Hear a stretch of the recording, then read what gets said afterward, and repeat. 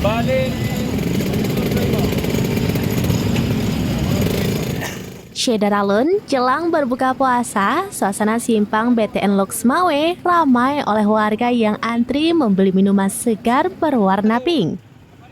Es pink atau yang dikenal juga sebagai es Bandung Awai menjadi buruan utama untuk menemani santap berbuka.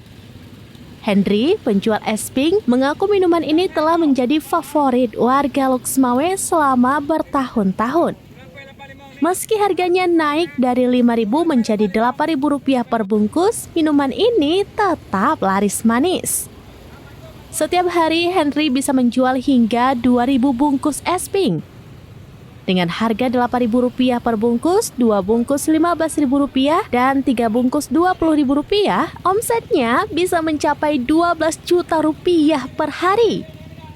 Warga Loksmawe memang suka sekali dengan minuman ini, terutama saat berbuka puasa. Meski harganya naik, es pink tetap menjadi pilihan utama warga Loksmawe. Rasanya yang segar dan manis cocok untuk melepas dahaga setelah seharian berpuasa. Es pink bukan sekedar minuman, melainkan bagian dari tradisi Ramadan di Loksmawe.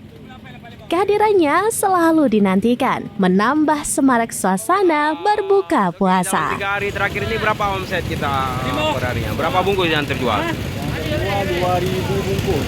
Lebih meningkat dari tahun lalu, tahun-tahun sebelumnya? Sama ya? Ini nampaknya kalau harganya meningkat nih, dari tahun lalu 5.000 ya? 18 tahun, baru tahun ini naik. Sudah 18 tahun 5.000. Sekarang kita jual 8.000, 2 bungkus 15, 3 bungkus 20.000. Kenapa gitu? Kok bisa naik nih kira-kira? Kelapa melambung.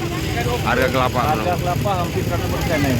Tapi tidak mempengaruhi ya? Nggak mempengaruhi omset kita tetap?